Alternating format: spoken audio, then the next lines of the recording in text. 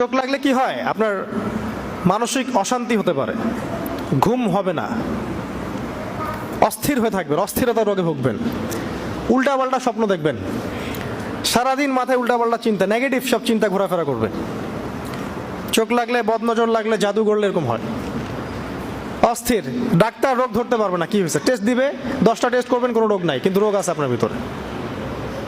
শত শত রোগী এগুলো পাওয়া যায়। এগুলো বিশ্বাস করবে না সায়েন্স। আর সায়েন্স কোনো কিছুকে বিশ্বাস না করলে যেটা সত্য হবে না, এটাও ঠিক না।